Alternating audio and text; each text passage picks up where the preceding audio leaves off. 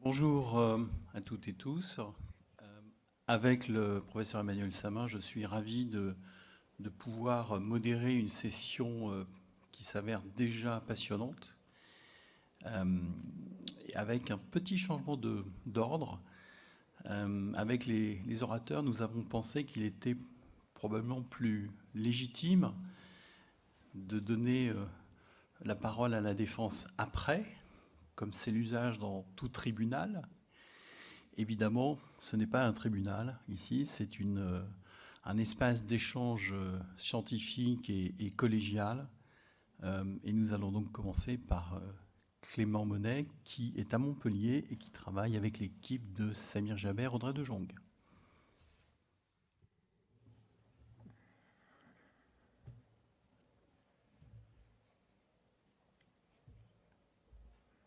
Bonjour à tous. Donc, effectivement, je m'appelle Clément Monet, je travaille à Montpellier et je vais avoir la tâche du coup de défendre la thèse du pour le vidéolaryngoscope pour tous au bloc opératoire. Donc le professeur Marc Garnier représente Paris et moi Montpellier. Je vais donc essayer de faire un peu mieux que mon équipe de foot locale qui a l'habitude d'être pitoyable face à Paris. Donc j'espère faire un petit peu mieux. Une des difficultés de la préparation de ce travail, c'est la masse d'informations. En fait, si vous regardez dans la littérature récente les publications sur vidéolaryngoscope, vidéolaryngoscopie au bloc opératoire, vous allez voir qu'il y a une masse d'informations énorme. J'ai évidemment pas tout mis dans le topo, j'essaie de sélectionner ce qui pourrait être le plus pertinent pour ce débat. Donc on n'arrête pas le progrès, notamment en téléphonie, et on n'arrête pas non plus le progrès en dispositifs d'abord des voies aériennes, en anesthésie, puisque là, on part en haut de la diapo de 1855 avec Manuel Garcia, les premiers dispositifs pour pouvoir jeter un coup d'œil à l'intérieur du larynx d'un patient. Et en bas, déjà des dispositifs qui commencent un peu plus à ressembler à ce qu'on utilise, 1913, et l'apparition de ces deux dispositifs par un chirurgien et un anesthésiste américain. En 1943, le général de Gaulle passait probablement des coups de fil avec ce type d'appareil téléphonique. Et sur les champs de bataille, on intubait les patients avec ce type de laryngoscope que vous connaissez tous, puisque c'est le laryngoscope et la lame de type Macintosh, décrite en 1943. En 2022, ça viendrait à l'idée de personne de venir à l'ASFAR avec dans la poche un téléphone à cadran. Vous avez tous des smartphones. Et de la même façon, on peut se dire, peut-être que ça ne devrait pas vous venir à l'esprit d'intuber avec un dispositif décrit en 1943. Peut-être que l'équivalent, c'est le vidéolaryngoscope. Donc de quoi est-ce qu'on va parler? Parce que l'intitulé peut se comprendre de deux façons. Le vidéolaryngoscope pour tous au bloc opératoire, ça peut être le vidéolaryngoscope disponible si besoin en cas d'intubation difficile, mais ce n'est pas le sujet de ce procon. Le sujet, c'est vraiment le vidéolaryngoscope pour intuber 100% des patients au bloc opératoire. C'est bien de ça dont on va parler. Toujours dans la case de quoi parle-t-on, on parle de vidéolaryngoscope et là il y a une difficulté, c'est qu'on peut quand même se perdre dans le type de dispositif présenté. Ils sont loin d'être tous sur cette diapo. Il y en a plein que j'ai pas mis, il y en a plein que j'ai même découvert en me baladant dans les stands juste avant ce topo. Mais globalement, si vous utilisez un vidéolaryngoscope, vous devriez pouvoir le classer dans un de ces trois groupes. Les trois groupes, c'est le vidéolaryngoscope Macintosh Style ou Macintosh-like, c'est-à-dire qui ressemble à la lame que vous avez l'habitude d'utiliser en laryngoscopie directe, qui permet deux choses, une vision indirecte, c'est le principe, mais aussi une vision directe. Donc vous gardez la possibilité d'avoir une vision directe pour l'intubation. Le stylet n'est pas obligatoire parce que la courbure de lame fait que vous pouvez normalement intuber sans stylet, c'est-à-dire sans mandrin malléable dans la sonde. Au milieu, vous avez les lames hyperangulées. Donc là, vous gagnez un petit peu en Cormac. Par contre, pas de vision directe possible et il faut mandriner votre sonde si vous voulez intuber les patients avec ce genre de dispositif. Et enfin, tout à droite, les vidéolaryngoscopes avec un chenal ou un canal. Et là, vous mettez la sonde qui va normalement suivre le chemin de votre vidéolaryngoscope et aller directement là où vous le souhaitez. Là aussi, pas de possibilité d'avoir une vision directe pour intuber. C'est important pour la suite, je vais revenir là-dessus. Donc on ne peut pas parler de ce sujet sans aborder cette méta-analyse de 2015, mise à jour cette année en 2022, de la Cochrane, qui parle vraiment du sujet qui nous regroupe aujourd'hui, puisque c'est laryngoscopie directe versus vidéolaryngoscope, et globalement, c'est au bloc opératoire. Puisque sur les 222 études de cette méta-analyse, donc quand même on est sur un volume important, avec 219 essais randomisés contrôlés quand même, au milieu des 222, c'est globalement du bloc opératoire. Donc cette mise à jour de cette méta-analyse, elle apporte un petit élément en plus, c'est-à-dire que là, les vidéolaryngoscopes ont été divisés selon les 3 groupes que je vous ai décrits. Et donc, à chaque fois, on a analysé vidéolaryngoscope de type Macintosh, les lames hyperangulées et les vidéolaryngoscopes avec canal, avec chenal, versus laryngoscopie directe. Donc, je vous ai mis quelques résultats, mais c'est une méta-analyse qui est énorme, c'est un travail incroyable. Quelques résultats, notamment avec les vidéolaryngoscopes Macintosh Style, c'est ceux qu'on utilise chez nous. Globalement, si vous utilisez ce genre de dispositif, vous aurez moins d'échecs d'intubation, vous aurez moins d'hypoxémie, vous aurez plus de succès à la première tentative d'intubation et moins d'intubation œsophagienne. Donc là, c'est juste pour illustrer le forest plot vidéolaryngoscope type Macintosh versus laryngoscopie directe. Et l'outcome, c'était échec d'intubation. Vous voyez que vous feriez mieux avec un vidéolaryngoscope. Donc les conclusions des auteurs, c'est que peu importe le type de vidéolaryngoscope que vous allez utiliser, globalement, vous allez avoir un meilleur taux de réussite d'intubation à la première tentative et vous allez moins avoir d'échecs d'intubation. La conclusion, donc, c'est que le vidéolaryngoscope présente un profil qui est plus safe pour prendre en charge les patients que vous devez intuber au bloc opératoire. Donc là, on a parlé d'intubation au bloc opératoire, on va dire tout venant. Si on s'intéresse particulièrement à l'intubation difficile. Alors tout d'abord, l'intubation difficile simulée. Ça, c'était 720 patients, un papier publié dans le BJA en 2016. 720 patients à qui on a mis un collier cervical qui limitait la mobilité cervicale et l'ouverture de bouche. Là, ce n'était pas vidéolaryngoscope versus laryngoscopie directe, c'était 6 vidéolaryngoscopes différents qui étaient testés. Donc vous avez les résultats dans ce tableau. Les 3 premiers à gauche, c'est des vidéolaryngoscopes donc de type Macintosh, et les 3 à droite, c'est avec un chenal. Globalement, ce qu'on peut dire, c'est que, souligné en rouge, vous avez le pourcentage de réussite à la première tentative. Donc chez des patients qui ont théoriquement une intubation difficile, vous voyez que les chiffres sont quand même très élevés, 95, 85, 98% pour les 3 premiers vidéolaryngoscopes, avec donc le McGrath qui a un intervalle de confiance entre 92 et 99% de réussite à la première tentative chez ces patients. Donc c'est quand même des chiffres assez impressionnants. On voit que dans les devices avec un canal, il y a l'AP Advance qui fait moins bien, et donc les comparaisons que vous voyez, les petits P qui sont significatifs, c'est en comparaison à celui-là, c'était finalement le groupe de référence.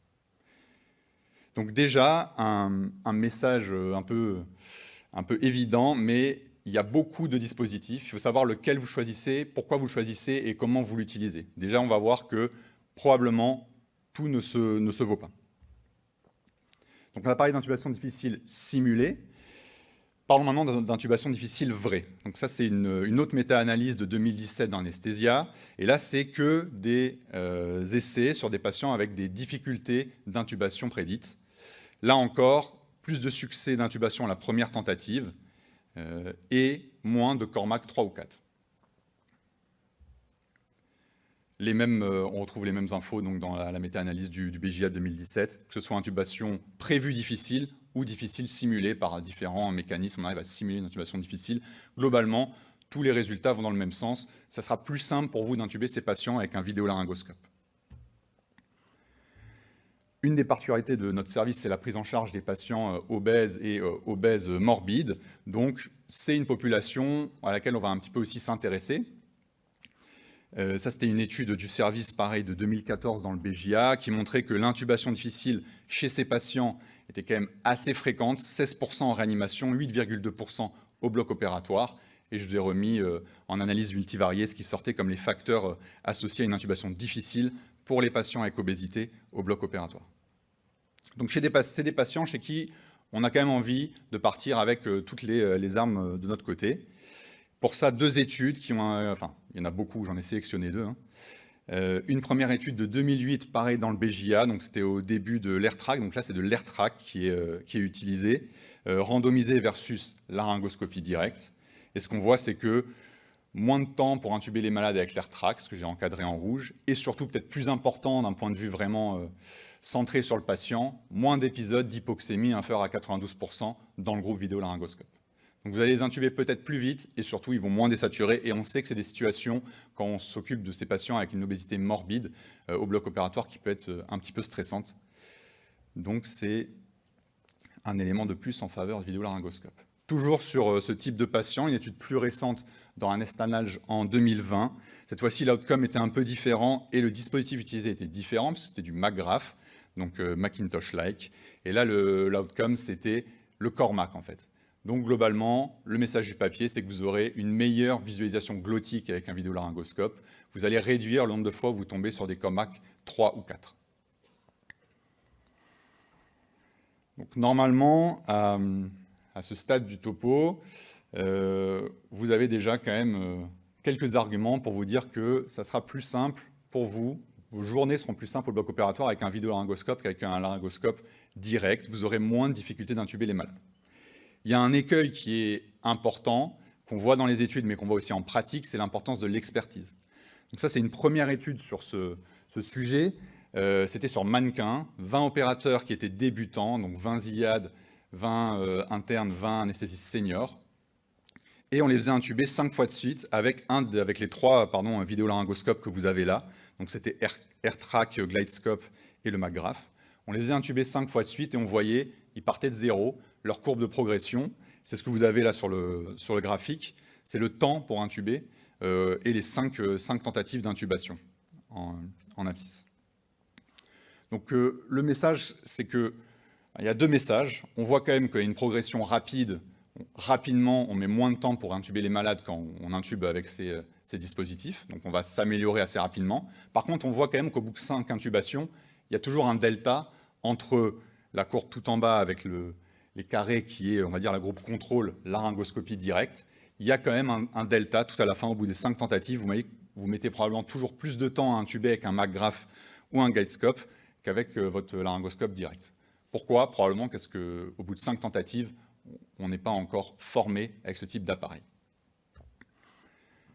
Toujours sur l'importance de l'expertise, ça c'est une étude non pas sur mannequin mais sur patient, avec que des internes première année d'internat, nouveau au dispositif, du coup là c'était un McGrath cette fois-ci.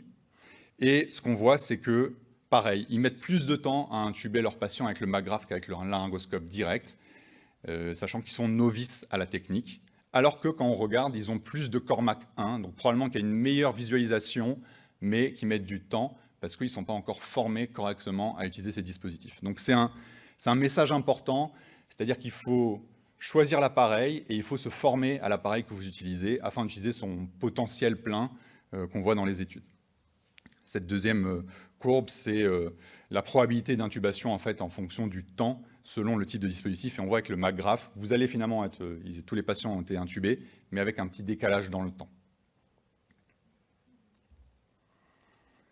Toujours pour insister là-dessus, 2 autres études que je n'ai pas détaillées, mais des études qui étaient vraiment faites, notamment sur le GlideScope, pour essayer de déterminer à partir de quand on est considéré expert dans la technique.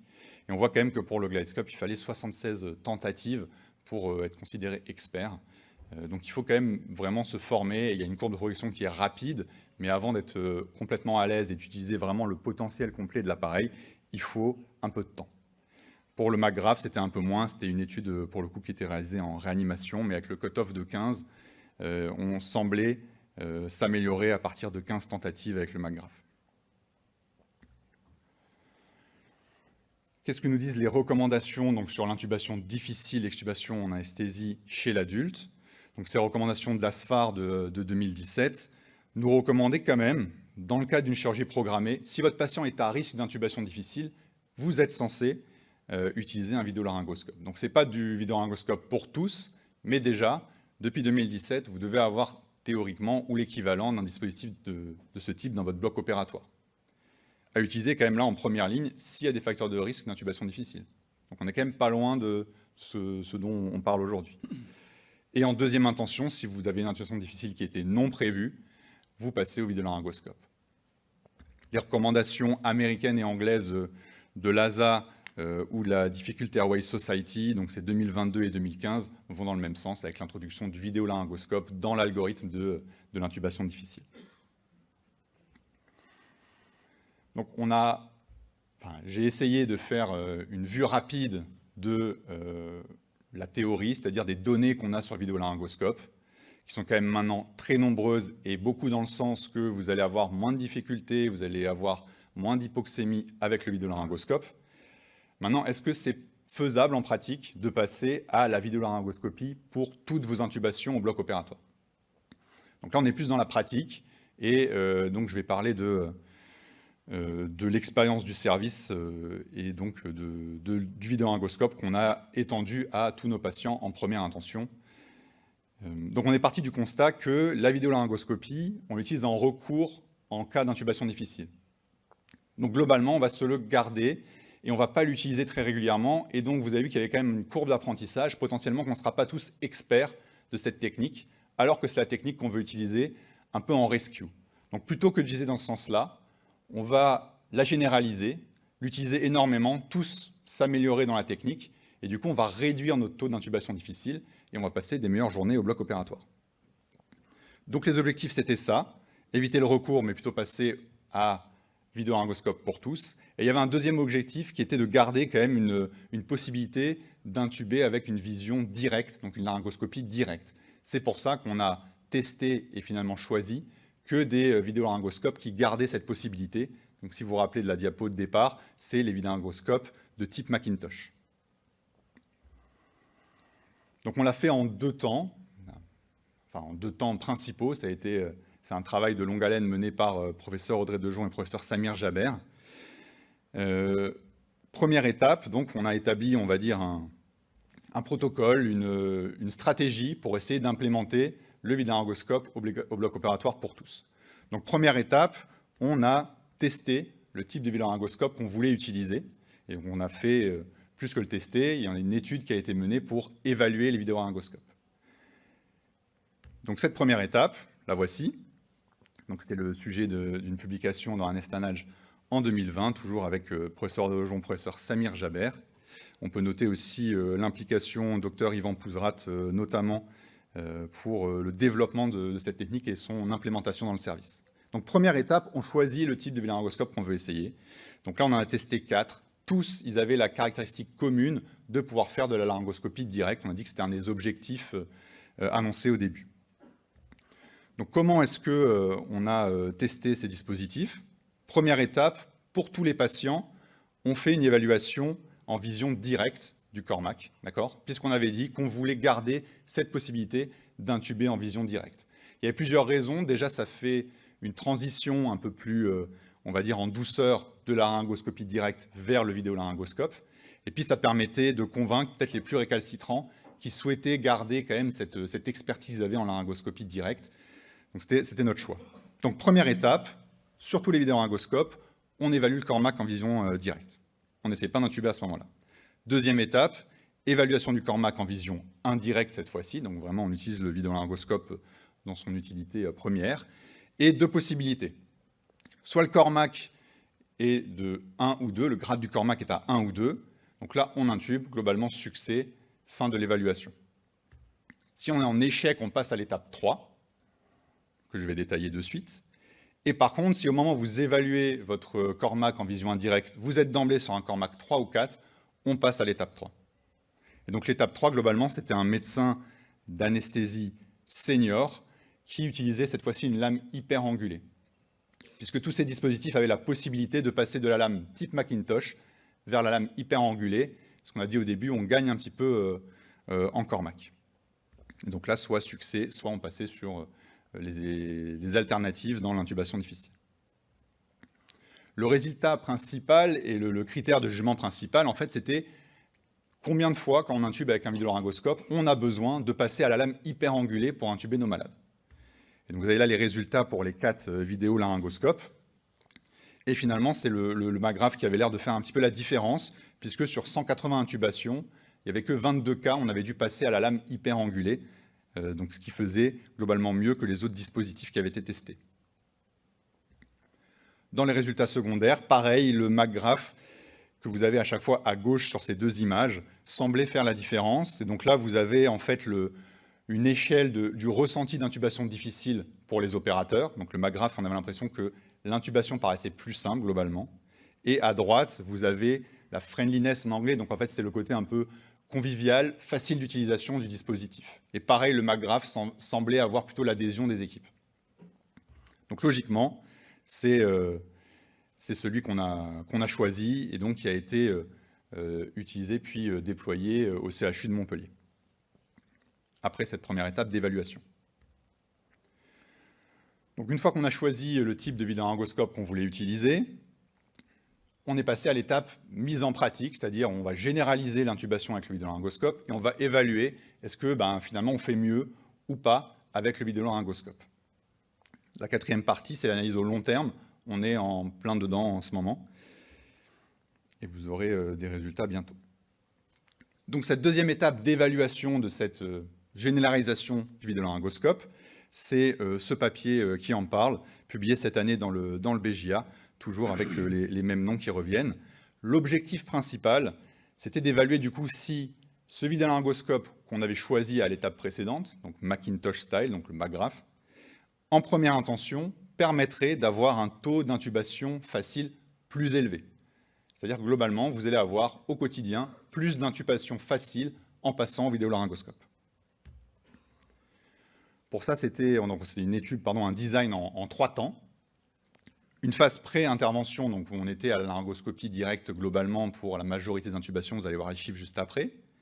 Ensuite, 6 mois d'implémentation, donc 6 mois de diffusion du dispositif, de formation des équipes, de diplomatie aussi, et 18 mois post-intervention, où là on faisait l'évaluation de est-ce qu'on avait réussi l'objectif de diffuser le vidéolaryngoscope, et surtout est-ce qu'on faisait mieux pour les patients en termes de taux d'intubation facile. Pour ça, il y avait 2 hôpitaux dans l'étude. Un hôpital compliant, qu'on a appelé compliant. En gros, c'était les bons élèves, c'est-à-dire ceux qui allaient adhérer à 100% à la mise en place du vidéolaryngoscope, qui allaient implémenter ce dispositif. Et on pouvait comparer un hôpital non compliant qui reste à la laryngoscopie directe. Pourquoi? Ça permettait 2 choses. Ça permettait la comparaison avant-après, l'implémentation, mais aussi entre hôpital compliant, hôpital non compliant. Donc le résultat principal, c'est que dans l'hôpital compliant, le taux d'intubation facile a augmenté de 4,4% après l'implémentation par rapport à avant l'implémentation vidéolaryngoscope. Alors que dans l'hôpital non compliant, il n'y a pas eu d'amélioration du taux d'intubation facile, voire même une petite régression. Pour visualiser ça un petit peu mieux, donc là vous avez les courbes dans l'hôpital compliant, en haut de l'utilisation du vidéolaryngoscope et en bas du taux d'intubation facile.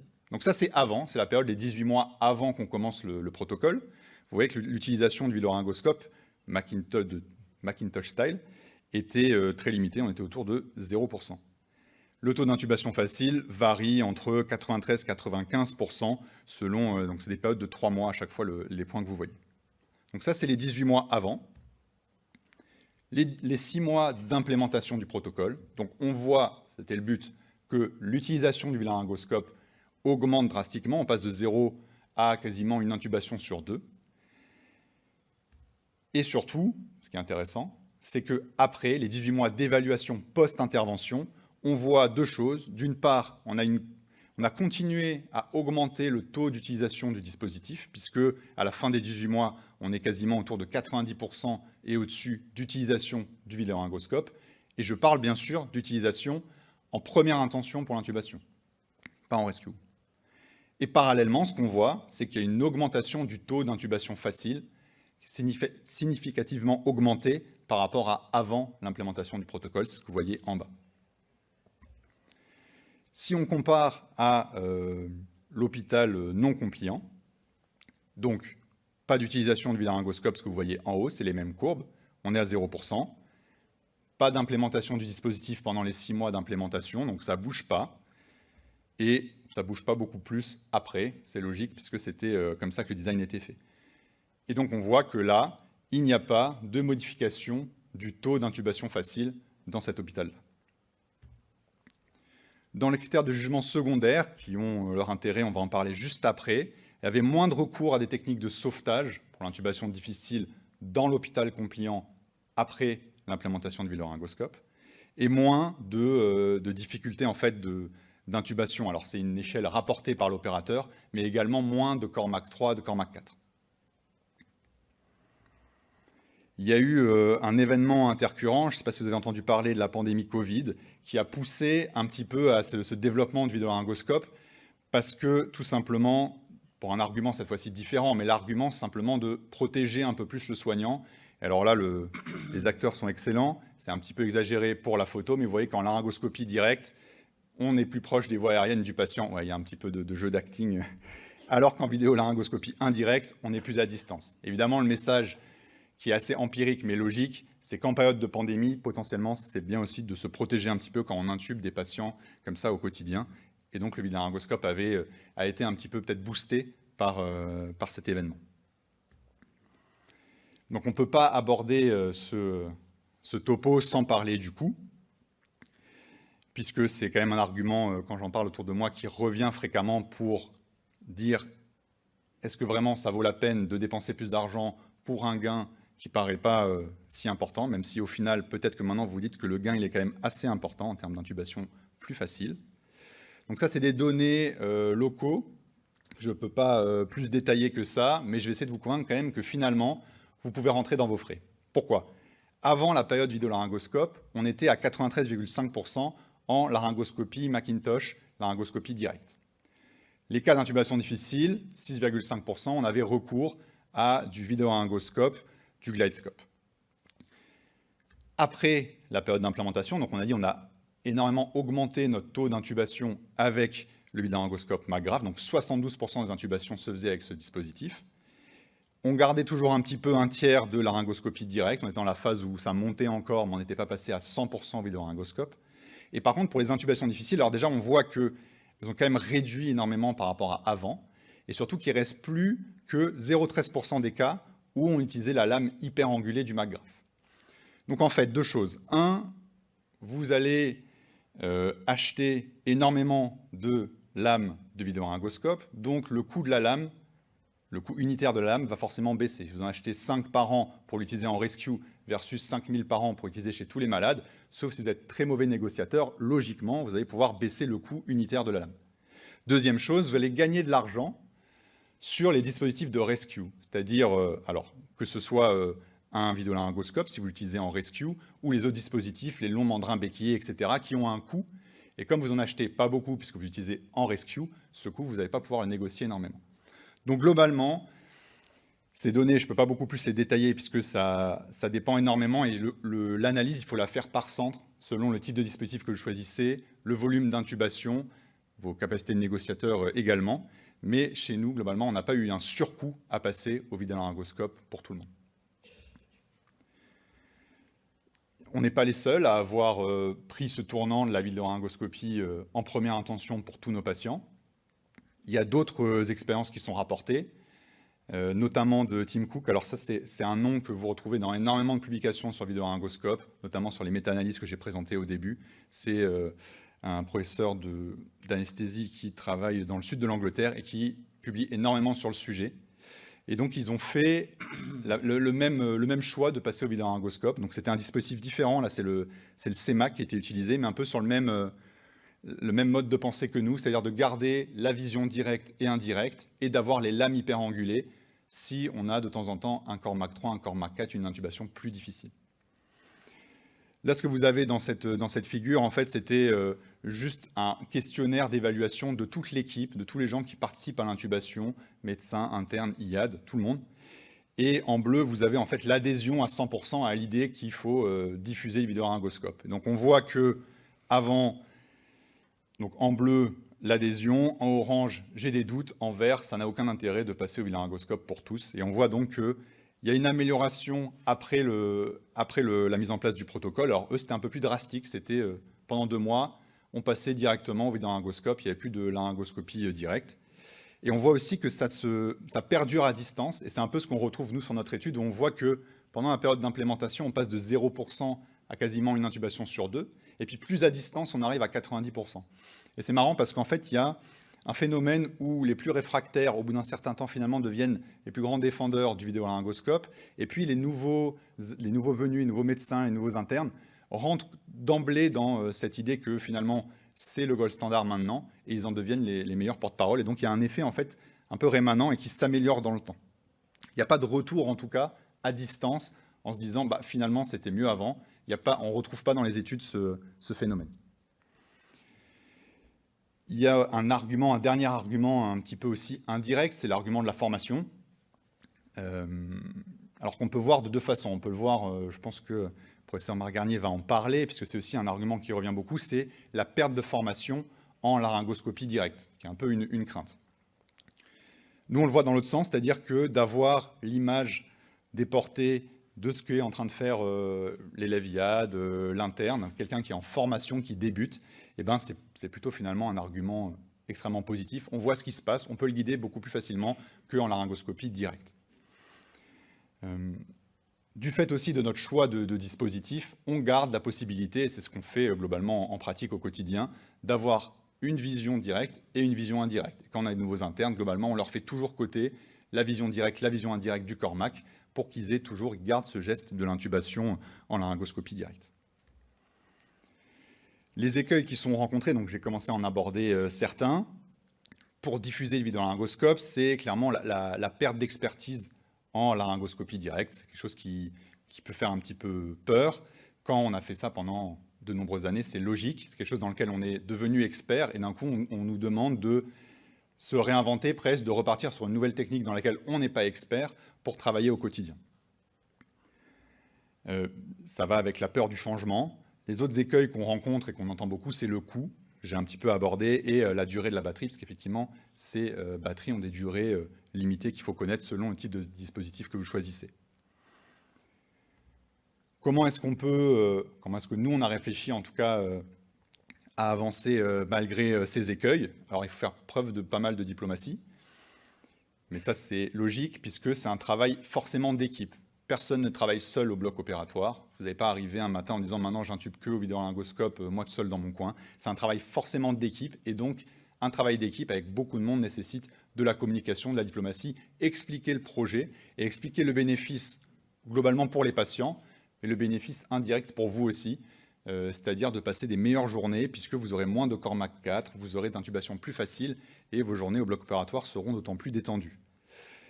Le choix aussi qu'on a fait pour essayer un peu de répondre à certaines critiques qui étaient faites, c'est de garder, donc j'ai pas mal insisté là-dessus, mais la possibilité de la laryngoscopie directe. Ça, c'était un argument qui permettait de convaincre les plus récalcitrants en se disant « vous aurez toujours la possibilité de vous exposer en laryngoscopie directe et d'intuber vos patients ».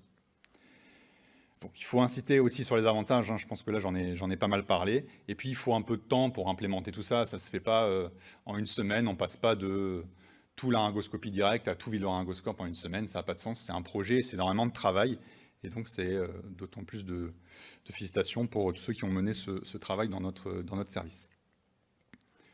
Donc pour résumer, les données quand même s'accumulent, si vous avez qu'un seul article à lire sur le sujet, je pense que c'est cette méta-analyse qui regroupe 200 études, vous avez dedans tout ce que vous voulez retrouver comme référence si vous voulez des choses plus précises. Il y a plein d'analyses en sous-groupe, il y a plein d'analyses selon le type de vidéolaryngoscope, donc c'est une mine d'informations incroyable avec un travail qui était vraiment faramineux. Globalement, vous allez mieux voir vous avez une meilleure visualisation glottique, vous allez avoir moins d'intubation difficile, vous allez moins avoir de recours aux techniques de rescue, c'est ce qu'on a montré dans les critères de jugement secondaire de la dernière étude du service. Vous pouvez maintenir une expertise en vision directe, c'est quelque chose qui est vraiment bloquant dans l'avancée vers le vidéolaryngoscope, soit toujours évidemment en gardant une lame de type Macintosh, soit en gardant juste des lames Macintosh dans votre bloc pour la formation, ce n'est pas non plus aberrant. L'analyse médico-économique, donc elle est à faire dans chaque centre, je ne peux pas extrapoler nos chiffres à ceux des différents services. Ça dépend énormément de votre volume d'intubation, de dispositifs que vous choisissez, des types de techniques de rescue que vous avez dans votre centre. Nous, on pense que ça facilite la formation, pas que ça la freine, au contraire, ça la facilite. Et on a l'impression globalement que les internes dans le service sont contents. Et une dernière chose, en période de pandémie, effectivement, ça peut permettre de se protéger soi-même, c'est quand même pas négligeable. Et donc j'ai fini juste en me disant que le congrès, c'était sur le thème de bien-être, zen attitude. Vous allez diminuer votre stress au travail. Si vous avez moins d'intubations difficiles, c'est quand même des meilleures journées si vous n'avez pas des grandes difficultés à intuber un patient super obèse. Et donc j'étais parti d'un 5-2 pour Paris. J'espère que je vous ai convaincu et j'ai réussi à réduire un petit peu le score vers un match nul contre le professeur Marc Garnier. Merci beaucoup.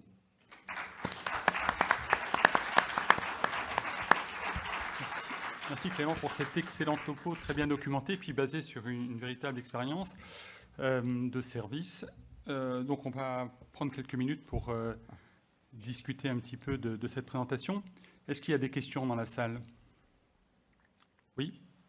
Peut-être qu'il faut s'approcher du micro pour que tout le monde vous entende. Il est juste derrière vous. Et notamment parce que c'est enregistré aussi.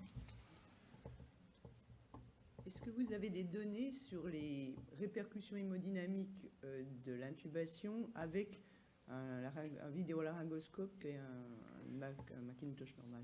Oui, alors ça, c'est présenté dans pas mal de méta-analyses, mais dans la dernière méta-analyse, je crois que ça, globalement, manque de données pour conclure. C'est souvent un critère de jugement secondaire dans les études, et donc il n'y a pas assez de données pour conclure de façon significative dans un sens ou dans l'autre. Même s'il semblerait qu'effectivement, il y ait moins de retentissement, alors notamment, il y a une étude sur les patients obèses où ça sort, il y a moins de retentissement avec le vidéolaryngoscope qu'avec une laryngoscopie directe, notamment quand on commence un petit peu à être en difficulté, on a tendance à tracter un peu plus avec des potentielles répercussions hémodynamiques. Donc oui, ça, c'est un critère de jugement secondaire dans beaucoup d'études qui ne sort pas toujours de façon significative. En tout cas, dans les méta-analyses, ça manque de données pour conclure. Oui, également, dans le même ordre d'idée, sur le degré de narcose qui est nécessaire, sur la quantité de drogue nécessaire à l'intubation, quand on n'utilise pas en particulier de cura. Non, ça, ouais, ça, j'ai pas d'infos aussi à des données, mais effectivement, la réflexion va avec, tout à fait. Oui. Bonjour, Yvan Pouzrat, Montpellier. Oui, il y a une donnée assez récente, c'est fait avec le NOL, et ça montre clairement qu'il y a moins de stimulation sympathique, entre guillemets de douleur, mais surtout sympathique, avec les vidéolaryngoscopes, et moins de données pharmaco. Donc, on va vraiment vers une technique, comme tu disais, beaucoup plus efficace, mais aussi moins iatrogène. Docteur Yvan Pouzrat, qui est donc un des maîtres du vidéolaryngoscope et qui a énormément travaillé sur tout ce qu'on a fait dans l'équipe et dans le service. Là, vous nous avez bien montré que ce n'était pas une implémentation qui est si facile que ça prend du temps. Il y a un risque de perte d'expertise sur la laryngoscopie directe, avec les jeunes qui l'apprendront moins, les plus anciens qui se mettraient au vidéolaryngoscope, qui petit à petit intuberaient moins. Est-ce que ce n'est pas quand même aussi un projet d'établissement? Parce qu'on peut être appelé à intuber dans d'autres endroits que le bloc opératoire. Alors les salles de réveil sont en général dans le même service, mais aux urgences, dans les étages, dans les USI, qui ne sont pas forcément sous le contrôle des services d'anesthésie. Ça fait donc beaucoup d'endroits où finalement un anesthésiste peut être appelé à intuber, alors dans des conditions en général plus difficiles d'urgence. Est-ce que c'est à ce moment-là, qu'est-ce qui se passe si on ne trouve pas de vidéolaryngoscope dans le chariot d'urgence du service dans lequel on a été appelé? Ouais, c'est une excellente remarque. On a eu le cas récemment et donc maintenant on a un vidéolaryngoscope dans le sac d'urgence de l'AREA quand on va faire des interventions dans les services. On en a rajouté un dans le sac justement pour ce genre de questions. Alors, il y a deux choses. Un, il faut quand même, forcément actuellement, dans une période peut-être de transition, il faut garder une formation pour les internes, c'est évident, sur la laryngoscopie directe. Donc il faut garder quand même cette formation au début d'internat et il faut potentiellement un peu jouer entre les deux dispositifs. Encore une fois, le vidéolaryngoscope n'empêche pas de se former à la laryngoscopie directe et nous, on fait intuber nos internes au début avec le vidéolaryngoscope, mais uniquement en laryngoscopie directe. Ils ne regardent pas l'écran, ils intubent comme avec une lame Macintosh. Donc effectivement, il faut garder un peu cette expertise et c'est sûr qu'actuellement, on peut se retrouver dans une situation où on n'a pas le vidéolaryngoscope et donc il faut être capable de le faire. Après, si je peux me permettre cette analogie, moi on m'avait dit au début de mon internat, il faut que tu saches poser les voies centrales avec et sans écho, parce que maintenant tout le monde passe à l'écho, mais tu vas te retrouver dans un endroit où il n'y a pas d'écho et tu ne pourras pas poser ta voie centrale. Tu vas remplacer en clinique, tu vas aller en CH, il n'y aura pas d'écho. finalement, mon internat s'est passé, j'ai 3 ans post-internat, je n'ai jamais remplacé un endroit où j'ai jamais me retrouvé dans la situation où j'avais pas l'appareil d'écho finalement. Donc, j'ai appris les deux, mais j'ai jamais été dans la difficulté de devoir ne pas utiliser l'écho. Mais je sais faire les deux. Donc, probablement qu'on est dans cette période-là, c'est-à-dire qu'il faut clairement former les internes aux deux, mais je ne sais pas, je ne suis pas voyant, mais peut-être que dans 10 ans, finalement, ça sera moins pertinent de savoir encore faire de la laryngoscopie directe. Et on en parlait en plus récemment avec mes collègues. C'est vrai que, notamment pour le pré-hospitalier, ça paraît un bénéfice incroyable quand on se retrouve intubé en difficulté au bord de la route, allongé par terre. Et je pense que là, les bénéfices sont d'autant plus importants du laryngoscope, et donc il faudrait clairement le diffuser dans ce type de situation d'intubation difficile ou inconfortable. Alors, juste un commentaire, puis je donnerai la parole à Yvan. D'abord, merci et félicitations pour cette présentation remarquable, parce que ce n'est pas votre 1000e présentation, mais c'est la première, donc on salue l'exercice.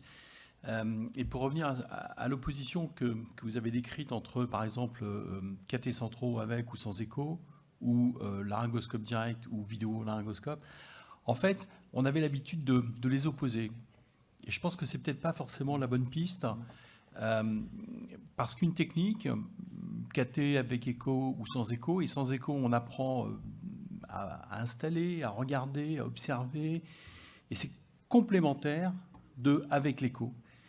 Et par analogie, il me semble qu'on peut tirer dans le process pour l'intubation la même vision, sans jeu de mots, avec vidéo et direct laryngoscopie.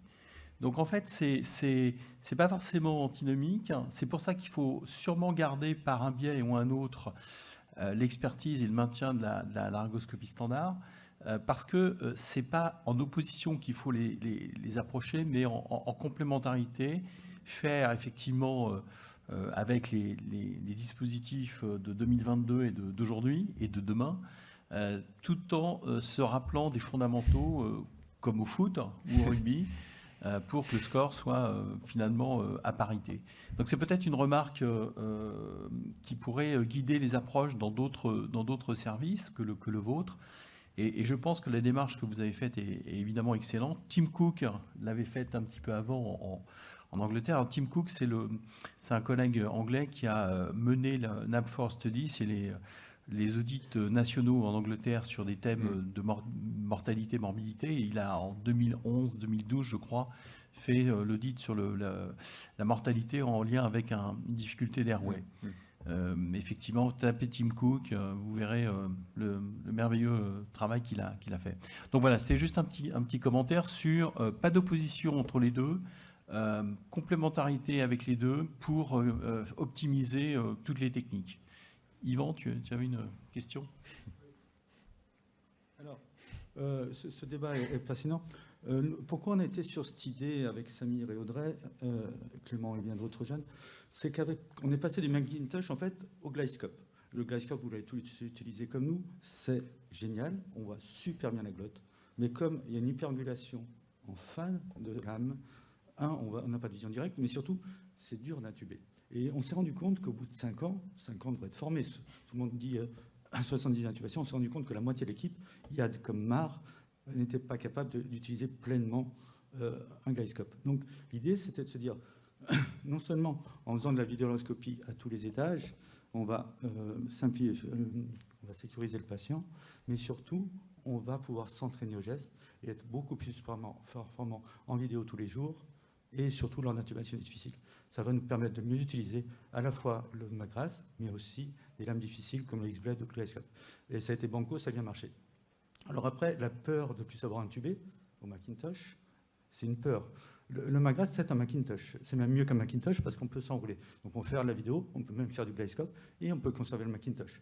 Ce qui va être beaucoup plus dur maintenant, c'est effectivement de maintenir l'expertise Macintosh, parce qu'on aura de moins en moins besoin, mais on peut le faire. Et probablement qu'on peut faire, on va essayer de le montrer, c'est même former les jeunes au Macintosh avec des vidéolaryngoscopes type Magras. Voilà. Oui, une dernière question il m'est venue et je vous donnerai la parole après. Le coût, c'est important, mais ça ne doit pas être bloquant. Mais on doit toujours faire attention, évidemment, Moi, je dis toujours, faut pas gaspiller, mais si c'est un bénéfice pour le patient et le soignant, ou les deux, banco. Dans votre étude de coût, est-ce que vous avez pris en compte les stylaires, enfin les mandrins long béquillés, par exemple, qui sont assez fréquemment utilisés, même pour de l'intubation, pas forcément difficile, mais pas forcément facile. Il y en a beaucoup. Oui, tout à fait. On a réduit leur utilisation en fait avec le vidéolaryngoscope. Et c'est aussi un des moyens de récupérer un peu d'argent, puisque en fait ils ont quand même un coût unitaire qui est assez élevé et qu'on utilise un peu. Oui, c'est vrai qu'on utilise quand même assez fréquemment, mais on a réduit leur utilisation et donc on a récupéré un peu d'argent comme ça aussi. Mais oui, on l'avait tout à fait, on l'avait pris en compte aussi. Dernière question. François-Guillaume Bernard, je suis à La Rochelle. Pour en revenir, c'est justement par rapport au coût, mais aussi on entend souvent parler maintenant de l'impact environnemental des déchets. Donc ma question, c'est par rapport aux lames jetables mais métal qu'on utilise maintenant de plus en plus pour financer des associations, des choses comme ça, qu'on a mis en place nous dans notre établissement, pour faire accepter aux équipes d'arrêter le recyclage des lames métalliques pour passer à du jetable plastique. Ça va être mal vu.